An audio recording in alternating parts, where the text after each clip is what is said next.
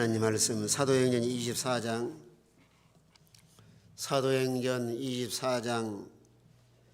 24절부터 27절까지 봉독하겠습니다. 24절 수일 후에 벨릭스가 그 안에 유대 여자 드루실라와 함께 와서 바울을 불러 그리스도 예수 믿는 도를 듣거늘 바울의 의와 절제와 장차오는 심판을 강론하니 벨릭스가 두려워하여 대답하되 지금은 가라. 내가 틈이 있으면 너를 부르리라 하고 동시에 또 바울에게 돈을 받을까 바라는 고로 더 자주 불러같이 이야기하더라. 이태가 지난 후 보르기오 베스도가 벨릭스의 소임을 이어받으니 벨릭스가 유대인의 마음을 얻고자 하여 바울을 구려하여 두니라. 아멘. 하나님 사도 바울을 부르셔서 이방인의 사도로 세우시고 그래 하나님 바울에게는 전 세계에 복음을 전하는 꿈과 비전을 갖도록 하였습니다. 그의 고난과 많은 환난 가운데서도 앞으로 로마에 가서도 복음을 전하리라.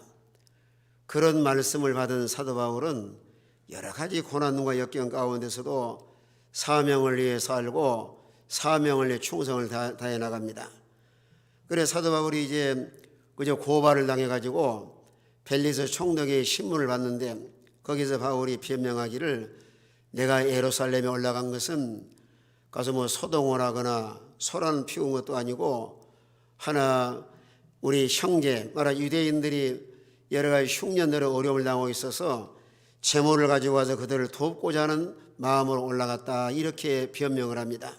실제로 사도 바울은 그 치우침이 없이 하나님에 대해서도 바르게 하고 또 자기 민족이 영육간의 어려움을 당할 때 그런 희생을 감수하고 그들을 돕고자 해서 또 예루살렘에 올라갔습니다.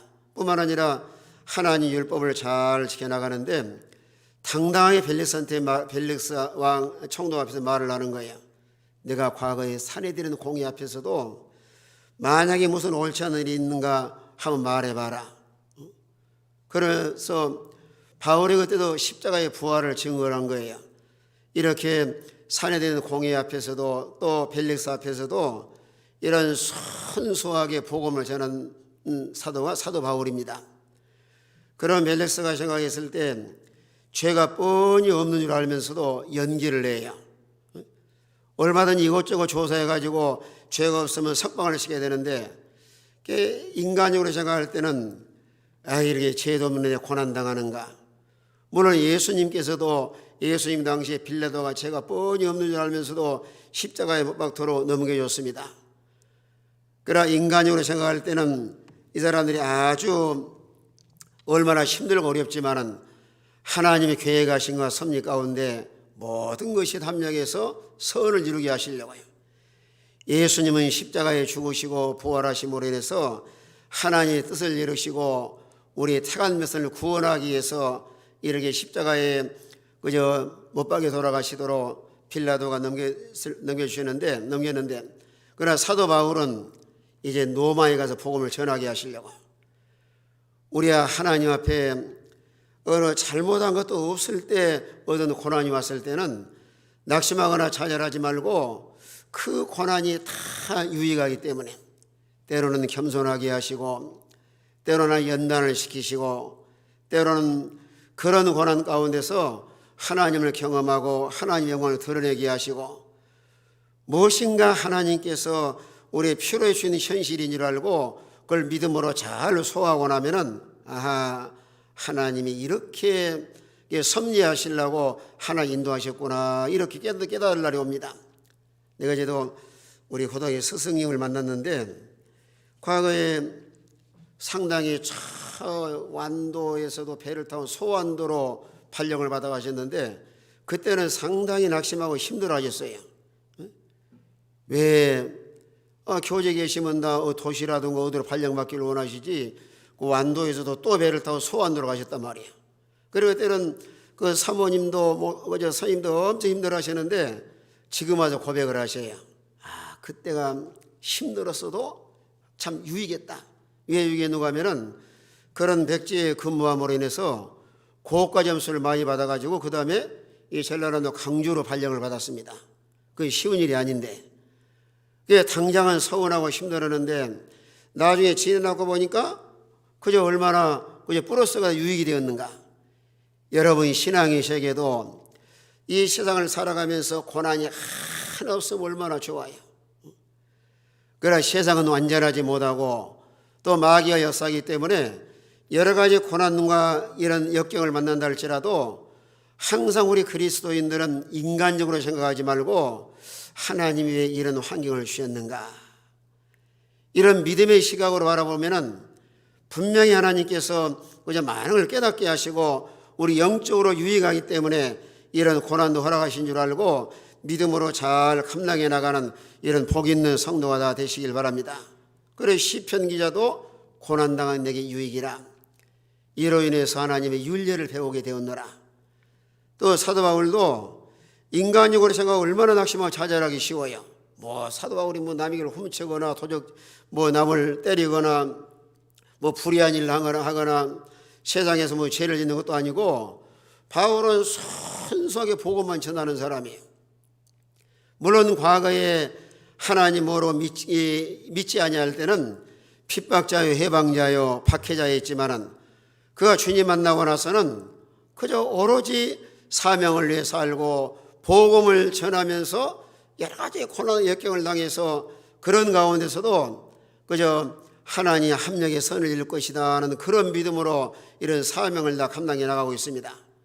그래 이제 연기해가지고 오늘 24절에 와서 펠릭스가 앞에 또 사도 바울이 이제 말씀을 전하죠. 오늘 24절에 보니까 수일 후에 펠릭스가 그 안에 유대 여자 드루실라와 함께 와서 바울을 불러 그리스도 예수 믿는 도를 듣거늘. 사실은 이런 복음을 들을 수 있는 건 참 하나님이 놀라운 은혜인데 들었지만 그걸 받아들이질 않습니다. 그럼 어떻게 해서 들을 수 있었느냐 하면은 이 벨릭스의 아내 유대 여자 드루실라, 이 드루실라는 하나의 역사적으로 보면은 상당히 절세 미인이에요. 그래가지고 벨릭스가 총독으로 있을 때 이 여자를 빼앗아 가지고 자기 셋째 마누라로 삼은 거예요. 그래 벨릭스는 총독의 이런 권력을 남용을 해가지고 아주 잔인하고 악한 사람이 벨릭스입니다. 사람이 얼마나 악한 사람이에요. 그래 악하고, 그런데 유대 여자이기 때문에 복음에 대해서 늘 관심이 많아요. 그러니까 자기 아내와 환심을 사기 위해서 바울을 청해서 복음을 아내가 늘 듣기를 원하니까 그러면은 자기 아내 말을 들어서 그러면 한번 바울 불러다가 말을 들어보자. 오늘날로 말하면은 그저 아내에 따라서 남편들이 교회에 종종 나오기도 하시고, 또 전에 어느 교회 보니까 그 남편들이 참 그러면 훌륭하셔요. 주일마다 아내들을 그저 예배당까지 태워다 주고 하십니다. 그래서 속으로 저분들은 앞으로 반드시 예수 믿을 사람이다. 오늘날 핍박하는 사람이 있는가 하면은 당신이나 갔다 오라 이렇게 말하지, 그저 그렇게 주일마다만 딱딱 그저 예배 시간 전에 모셔다가 주는 그런 남편이 어디가 있어요. 그러니 신기하게도 나중에 보니까 그분들 다 예배당에 들어와서 예수 믿고 교회 충성된 사람들이 되었더라고요. 참 얼마나 기이해요. 그런데 여기 벨릭스도 두루실라의 영향을 받아가지고 바울에게 복음을 들을 수 있는 좋은 기회를 받았는데 듣기는 들었지만은 마음속에 믿지 않았기 때문에 좋은 기회를 놓쳐버린 거예요.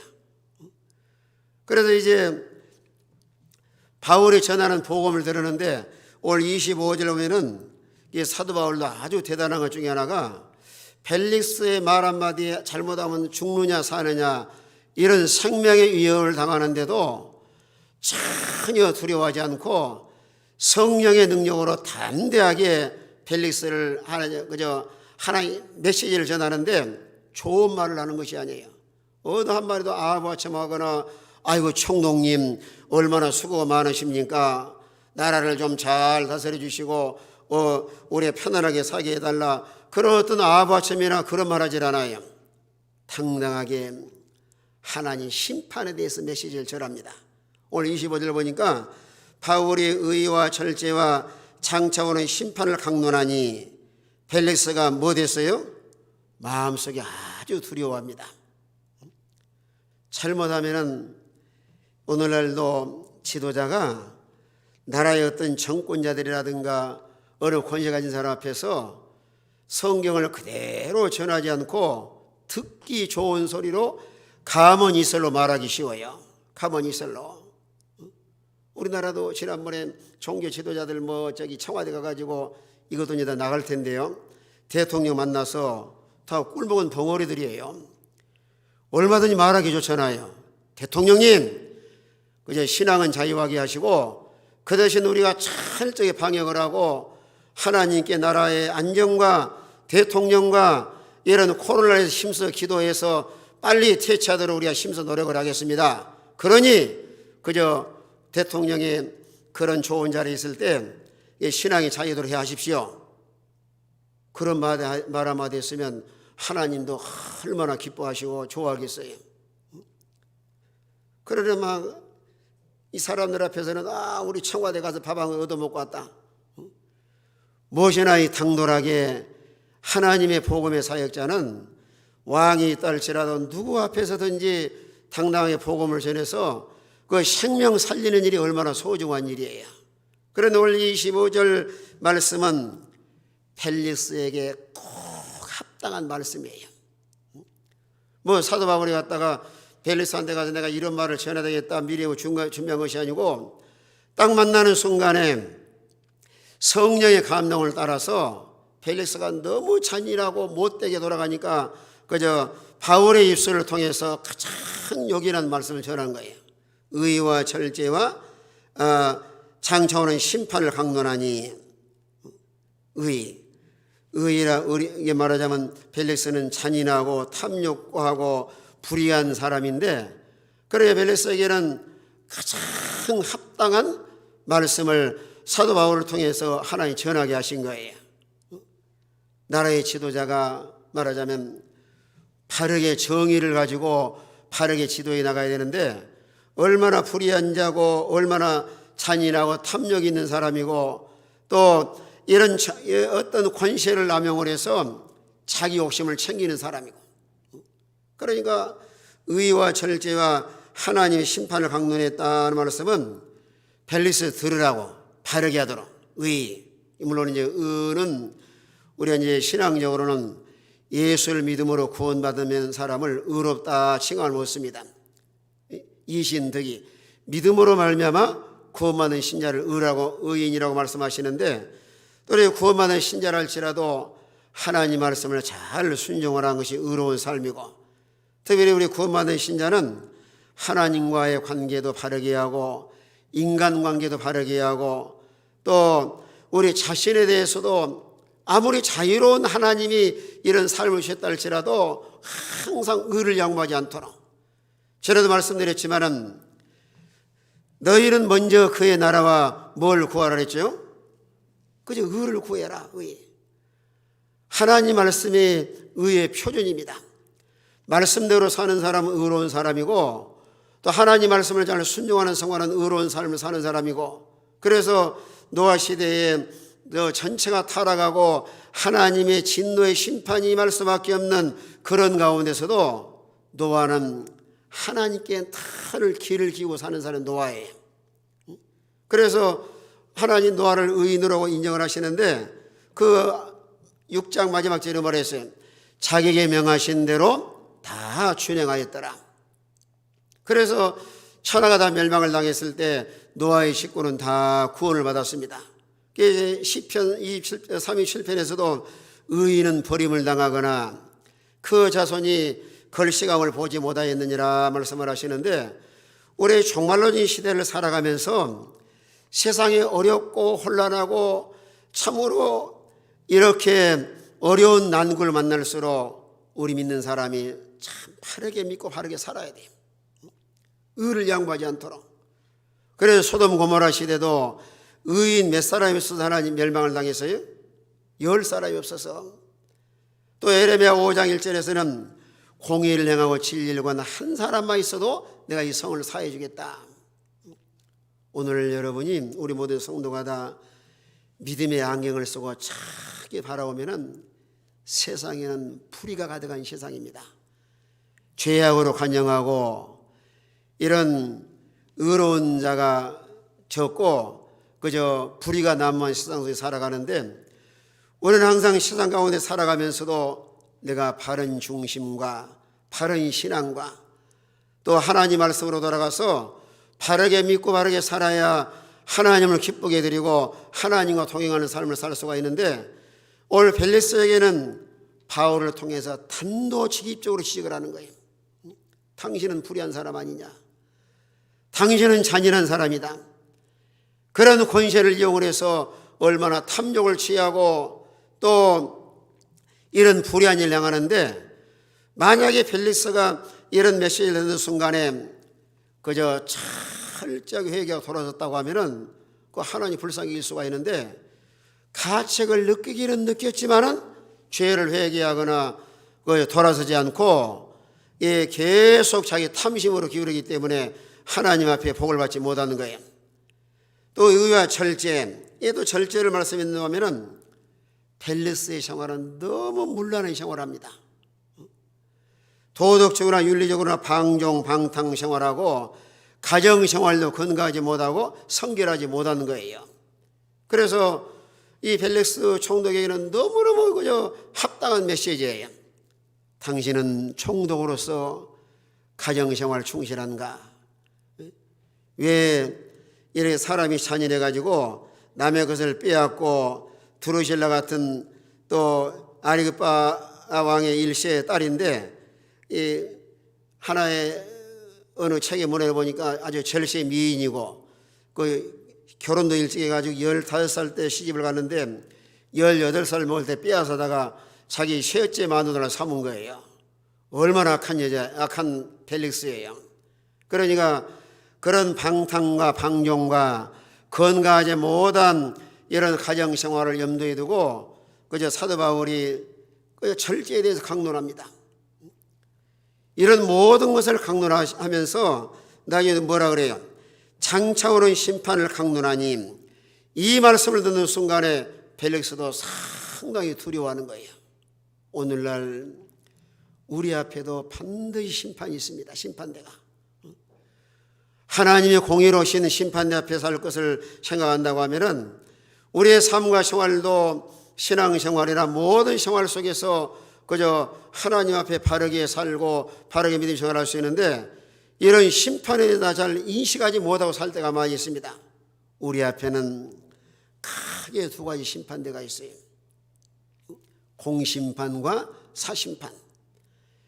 참으로 중생을 해 거듭나서 하나님 나라 들어갈 수 있는가, 아니면 구원받지 못했는가. 그래서 마지막 시대는 그저 마지막 종말의 때를 살아가면서 우리 주님께서 오늘 교회도 많고 신자도 많은데 하나님이 딱 지금 단을 묶으셔요. 알곡 신자와 쭉정이. 그래 마태복음 3장에 말씀한 것처럼 알곡은 모아다가 어디에 들어가고요? 천국 창고에 들어 보관하고, 쭉정이는요 모아다가 불에 사릅니다. 오늘 시대적으로 마지막 시대를 살아가고 있는데 하나님께서 딱딱 갈라놓으셔요. 좁은 문으로 가는 사람, 넓은 문으로 가는 사람, 영에 속한 사람, 육신에 속한 사람, 하늘의 시민권을 소유한 사람, 또 지옥 갈 사람, 알곡 신자, 또 쭉정이, 또 양과 염소 하나하나 적나라하게 드러나요. 요즘에 이제 또 코로나뿐만 아니라 오늘 세상에 상당히 세계적으로 어려움을 나가고 있는데, 여러분 그저 그동안에 몰랐던 사실도 하나 막 드러나고 있어요.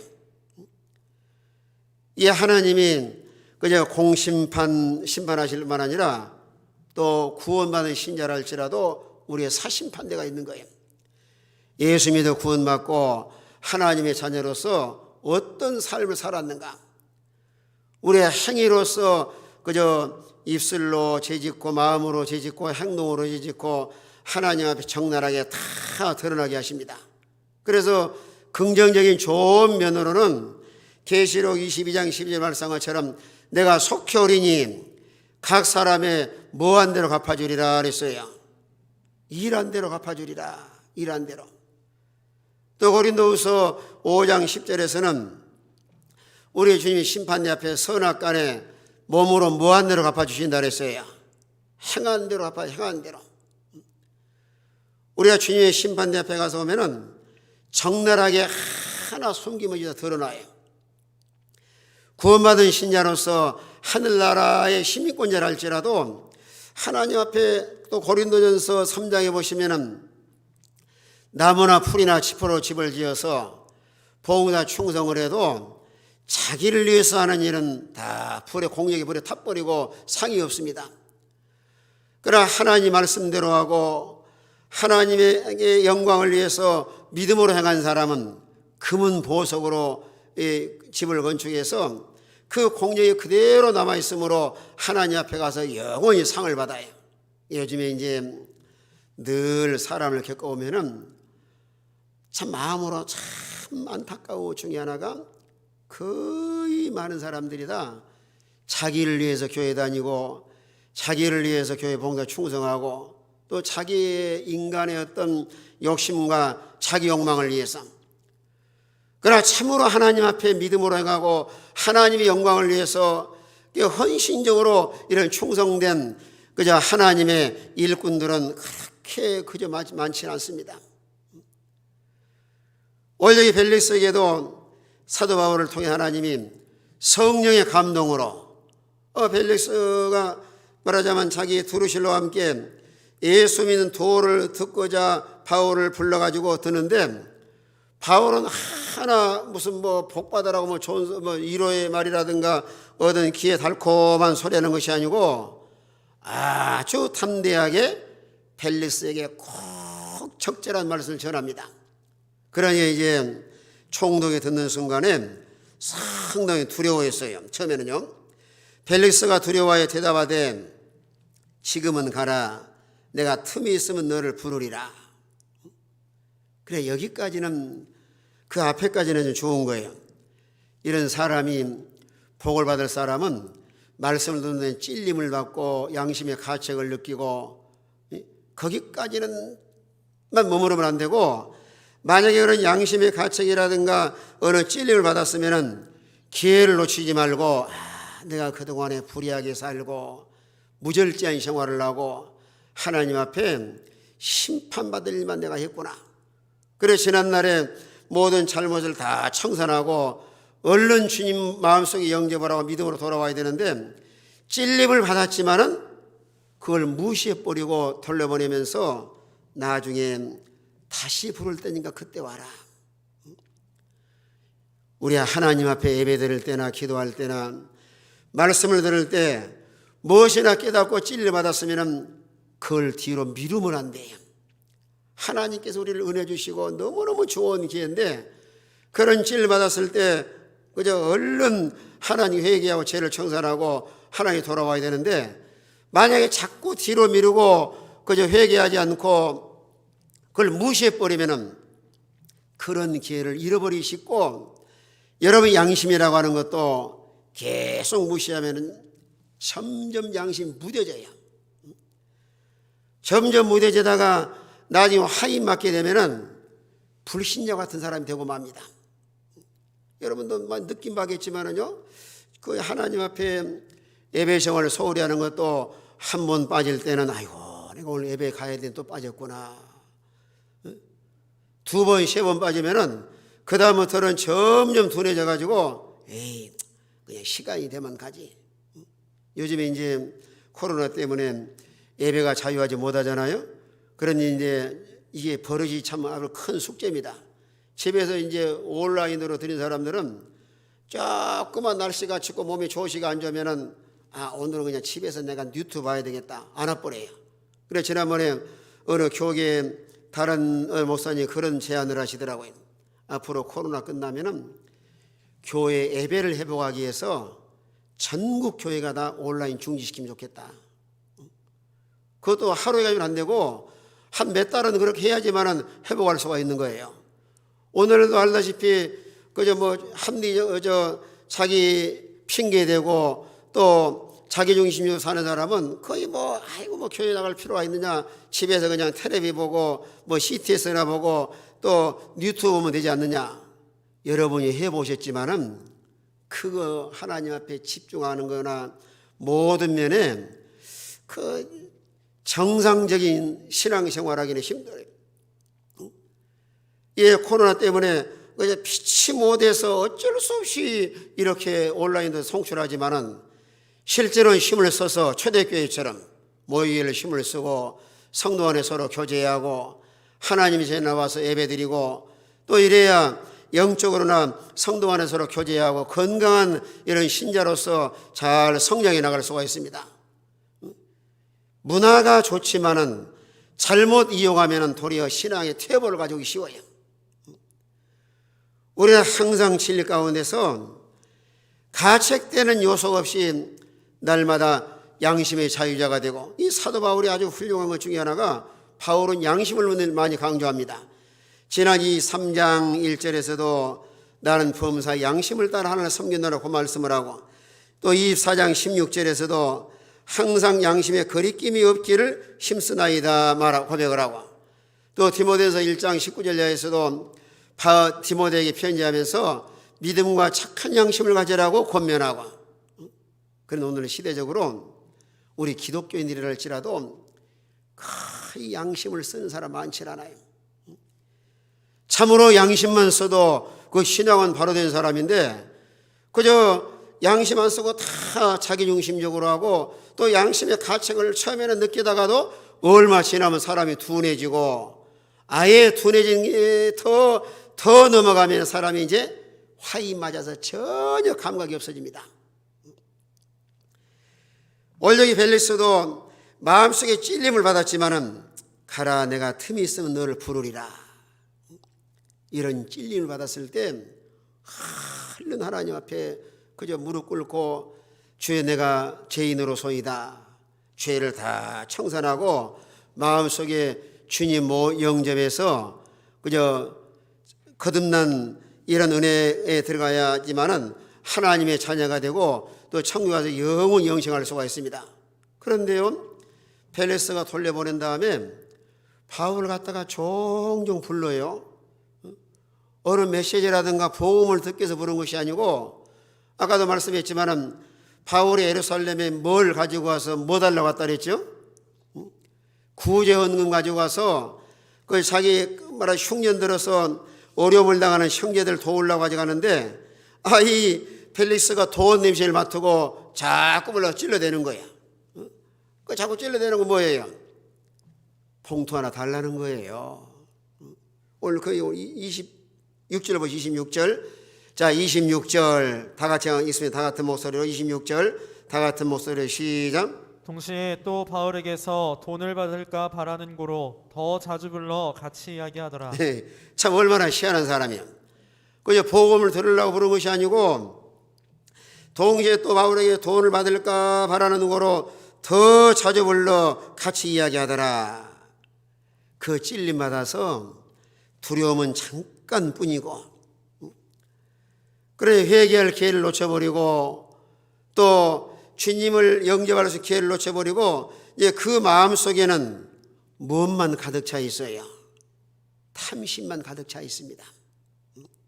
바울이 지금 예루살렘에 구제헌금을 많이 가져가는데 자꾸 불러가지고 옆구리 찔러서 그저 봉투 하나 내가 받아내야 되겠다. 그러니까 그 약점을 이용한 것 중에 하나가 당신은 죄수의 몸으로 고발당해서 지금 오지 않았느냐. 그러니까 뭘 주면은 그저 풀어주겠다는 거예요. 돈 주면 풀어주겠다는 거예요. 돈 주면은. 그래 벨릭스는 구원받을 만한 그런 마음과 자세가 전혀 안 돼 있는 거예요. 성경에 마태복음 6장에 말씀한 것처럼 두 주인을 섬길 수가 없는데 어떻게 그저 하나님과 재물을 겸하여 섬길 수가 있겠어요? 마음속에 탐심이 가득해서 어떻게 하면 자기의 총독이라고 하는 이런 권세를 남용을 해서 자기 욕심을 챙기려는 거예요. 그러니까 전혀 그 마음속에 예수 이런 복을 받아들일 수가 없습니다. 오늘날로 종종 이런 정치하는 사람들 오면은 나쁜 근성 중에 하나가 법망을 다 피해가지고 이게 뭐 뇌물 받고 대그룹 지금 부회장도 뇌물을 주고 해가지고 지금 감옥에 샤고랑에 들어가지 않았어요? 우리 그리스도인들은 뭐 그러실 분이 없겠지만은 무엇이나 뇌물을 주지도 말고 뇌물 받지도 말고 항상 하나님 앞에 정당하게 어려운 난관이 있으면은 그걸 인간적으로 해결하려고 하지 말고 하나님 앞에 간절히 기도하시고, 만약에 속히 응답이 없다고 하면은 또 하나님 앞에 어떤 그저 하나님 원하신 뜻이 뭐가 있는가, 무엇이나 목적이 선하면은 방법도 선한 방법으로. 사람들은 다 돈 좋아하는데 잠언 기자도 말씀했지만은 뇌물은 뭘 어둡게 만든다 그래서요? 눈을 어둡게 만들어요. 눈을. 그런데 벨릭스는 갖다가 총독으로서 그런 권력을 남용을 해서 사도 바울 같은 사람을 통해서 말씀을 잘 바로 배우고 이런 진리를 잘 교훈받으면 얼마나 좋아요. 그런데 바울을 자주 늘 부른 것은 그 속셈에 따로 있는 거예요.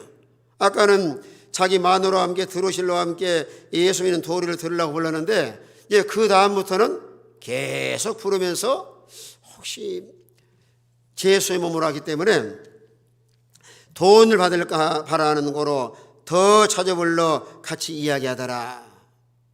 더 찾아 불러가지고 이런 권시자들이라든가 마음속에 욕심이 가득한 사람은 그 욕심을 채우기 위해서 여러 가지 인간이 수단 쓰고 또 자기의 권력을 남용하기도 하고, 또 그런 면 쪽에 종종 뉴스라도 보면은 죄를 짓고 뭐 털 이렇게 나쁜 쪽으로 간 사람 보면은 머리가 다 비상한 사람들 많아. 머리가요. 종이 생각을 해봐요.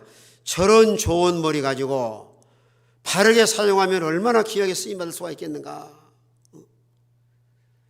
그 어느 시대를 막론하고 마음속에 돈 욕심이 들어가면은 뭐 인간의 도덕이나 윤리를 생각하지 않고 수단 방법을 다 써서라도 자기 욕심을 채우려고 합니다. 전에도 말씀드렸지만은 어느 그 장례 직장에서 염하는 사람들이 참 그 사람 대단한 사람들이에요. 입 딱 벌려가지고 금이빨 빼가지고 훔쳤다가 잡혀가지고 감옥에 들어갔잖아요. 어떻게 이빨까지 염할 때 이거 시솔질하는지 모르겠지만 입을 열어보니까 금이빨에 있으니 그걸 뽑아다가 그저 팔아먹고 가지고 꼬리가 잡힌 거예요. 참 세상은 묘한 세상입니다. 우리는 하나님 앞에나 사람 앞에 이런 불의한 일을 행하거나 또 이런 뇌물을 주거나 받지도 말고 물질에 대해서도 깨끗하게 하나님을 주인으로 모시고 우리가 모든 물질을 초월해서 그저 믿음으로 행한다고 하면은 하나님께서 필요한 것도 채워주시고 또 하나님의 복을 주셔야 우리 모든 삶과 생애가 복된 삶을 누리며 살아갈 수가 있습니다. 그런데 벨릭스 마음속에는 돈밖에 모르는 거예요. 돈. 바울이 지금 제수의 몸인데 예루살렘에 돈을 많이 가지고 왔다고 하는데 그래 하면 계속 불러서 막 찔러보는 거예요. 그러나 사도 바울은 양심의 사람이기 때문에 그 구제물을 갖다가 자기가 그 몇 푼 주고 거기서 석방 해방 되려고 그렇게 뇌물을 주거나 그럴 사람이 아니에요. 그러냐 오늘날 말하면은 잘못 판단한 거예요. 바울에게 그걸 요청한 아주 잘못한, 바울은 얼마나 양심적인 사람이고 또 복음을 전하는 사람이고 또 얼마나 자기 동족을 사랑하는 사람이에요. 자기 동족. 그 로마서 9장에 말씀한 것처럼 자기가 하나님께 저주를 받아 끊어질지라도 내 동족이 구원받기를 원한다. 그래야 영육간의 어려움을 당하는 동족들을 그렇게 사랑한 게 사도 바울인데 그저 벨릭스가 잘못 판단하는 거예요. 로마서 9장 한번 보세요. 얼마나 백성을 사랑하고 동족을 사랑하는가. 로마서 9장 3절. 자, 로마서 9장 3절. 자, 1절부터 3절까지 있습니다. 1절부터요.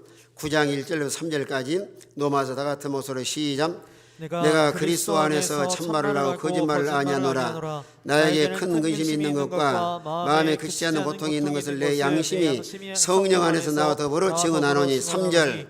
나의 형제 곧 골육의 친척을 위하여 내 자신이 저주를 받아 그리스도에 끊어질지라도 원하는 바로라. 이렇게 자기 동족을 사랑하는 사도 바울이에요.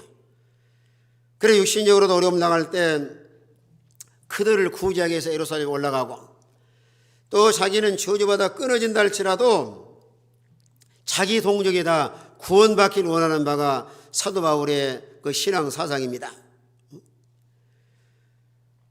그래 사도 바울은 이렇게 그저 뭐 이런 두려워하지 않고 계속 복음을 전하는데, 이제 이 구리를 쳐놓았는데 2년이 지났어요. 27절 보셔요. 이 보면 27절. 이태가 지난 후 포르기의 수도가 벨리스 소임을 이어받으니 벨리스가 유대인의 마음을 얻고자 하여 바울을 무엇에 두었다 그래서요. 그래 벨리스는 옳고 그런 것보다는 백성들의 여론 정치, 이게 참 이게 무서운 거예요. 무엇이나 지도자로서 어느 원칙을 가지고 이 옳은가 옳지 않는가, 죄가 있는가 없는가 딱 판단해서 그저 바르게 해나가야 되는데, 백성들을 다 의식하다 보니까 그들의 마음을 얻고자 해서 그저 바울을 구류에 처합니다. 말하자면 죄가 없는데도 지금 감옥에다가 가둬 놓은 거예요. 그래서 지도자들이 중요한 것은 사람을 의식하거나 이런 여론 따라 선동 정치라면은 그 사람이 분별하지 못해서 잘못된 길을 걸어기 쉬워요. 항상 하나님 앞에 옳은가 그른가 이런 원칙을 가지고 바르게 처리해 나가야 되는데, 유대인들의 마음을 얻고자 해요. 유대인들 마음. 백성들이 갖다가 좋게 생각을 해야 자기 그 권세를 더 유지할 수도 있고 자기 유익이기 때문에 뻔히 죄 없는 줄 알면서도 유대인의 마음을 얻고자 하여 바울을 구류에 두니라. 오늘 우리 이 말씀을 통해서 우리가 믿음의 길을 걸어갈 때 고난이 없을 수는 없지만 복음을 다 환영하고 좋아하지 않습니다. 그러나 고난을 각오하고 신앙의 취지와 정제를 잘 지켜나가고, 또 우리가 양심에 거리낌이 없이 하나님 앞에 양심의 자유자가 되고 하나님 앞에나 사람 앞에 바르게 믿고 바르게 살아서 하나님을 늘 기쁘게 드리고 하나님과 동행하는 삶을 살아가는 이런 우리 모든 성도가 다 되시길 바랍니다. 다 같이 한번 통성으로 기도하겠습니다.